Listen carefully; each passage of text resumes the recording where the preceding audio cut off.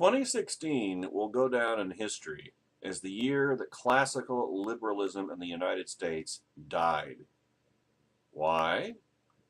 Because both major party candidates favor statism over free markets. Yes, Hillary Clinton and Donald Trump are exactly the same.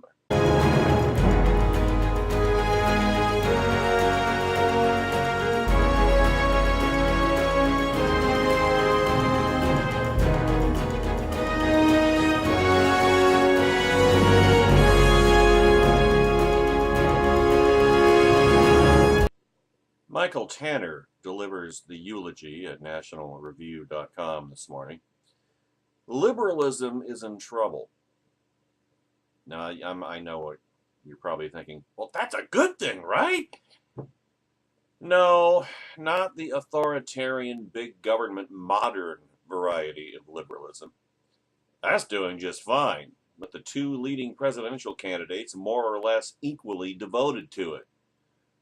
But what I'm referring to is the classical liberalism of free markets, equal treatment under law, individual rights, and the United States Constitution. That is taking a real beating. One need not paper over past political disagreements to recognize that there is something qualitatively different about what seems to be happening today, and there's nothing seeming about it. We are not arguing about whether federal spending should rise or fall by some small percentage of GDP.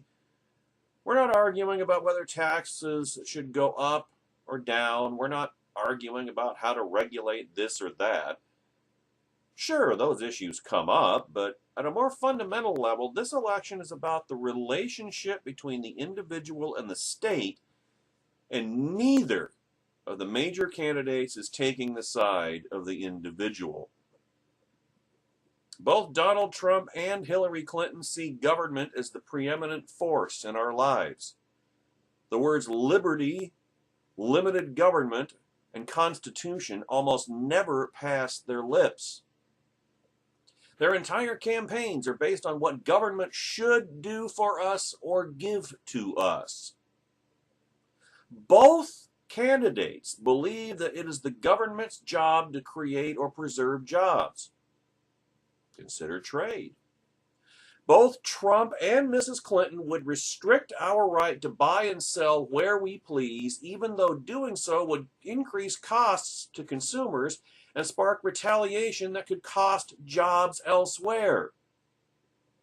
Trump's call to lower taxes is belied by his desire to impose new taxes on consumers in the form of border taxes or tariffs on goods from other countries that American consumers wish to buy.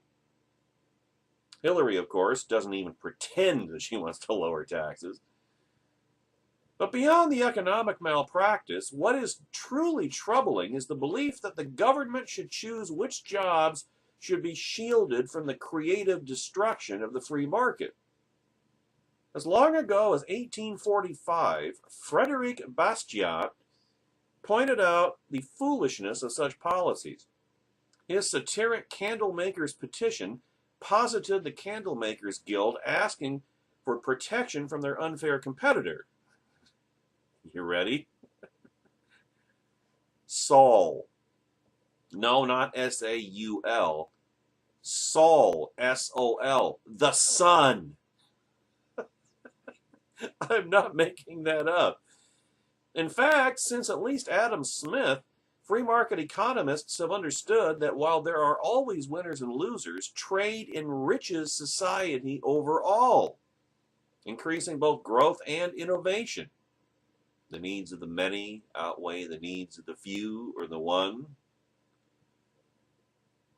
But you didn't know Spock was a capitalist. But Trump and Mrs. Clinton choose government and its ability to pick winners and losers over the market. When not protecting jobs, both Trump and Mrs. Clinton want government to create jobs directly. hence their proposals for massive infrastructure programs. Again, they ignore the long-standing consensus of classical liberal economics that government ultimately cannot create jobs. It can only destroy them. Any money that the government spends on infrastructure or anything else must ultimately be extracted from the economy through debt or taxes. In other words, government spending, government itself is by definition parasitic. That means there is less money available for the private sector to do the real job creating. Neither Trump nor Mrs. Clinton would create new jobs. They would simply have the government choose which jobs get created. And there no corruption would come in there now, would it? Both also see government as a means of propping up wages above where the market would set them, destroying more jobs in the process. Whether it's Mrs. Clinton's or Trump's plan to hike the minimum wage or Trump's call to restrict the labor supply through immigration controls, both want government to pay workers more than what a free market would provide. Trump and Mrs. Clinton don't stop at jobs and wages either.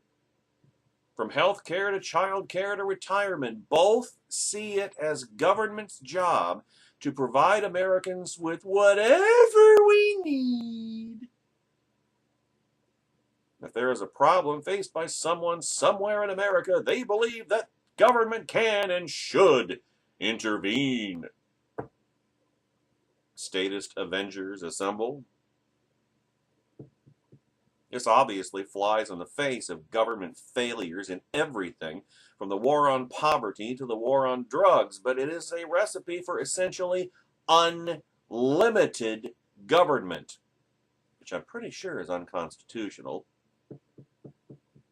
Government becomes not just a village, but our mommy, daddy, and brother's keeper. City, suburbs, rural areas, everywhere, ubiquitous. The Borg.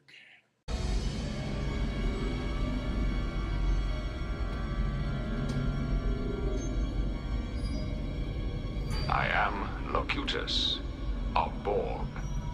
Resistance is futile. Your life, as it has been, is over. From this time forward, you will service us. And the inevitable result? Civil society withers and dies, replaced by the malevolent state.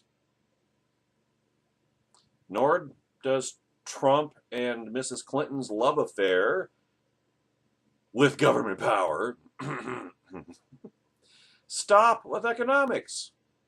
In almost any given situation, from freedom of speech to freedom of religion to police power, their default is in favor of government control. Strength, as Trump describes it. The idea of individual autonomy seems completely foreign to both of them. Mrs. Clinton clearly thinks in terms of the collective rather than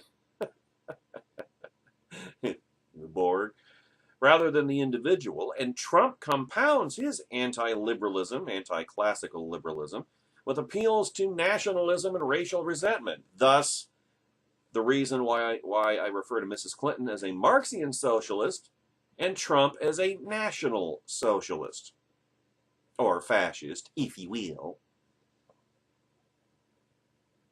The United States is hardly alone in witnessing the rise of a new illiberal politics. Europe is rife with it, from Marine Le Pen's National Front in France and the Law and Justice Party in Poland to Jobbik in Hungary or Vladimir Putin in Russia. We just never thought it could or would happen here. Looks like we were wrong. But as we contemplate the election of an illiberal American president, either way, it is inevitable, We should understand that more than ever there is a need to make the case for free markets, individual dignity, and an open society, while we still can.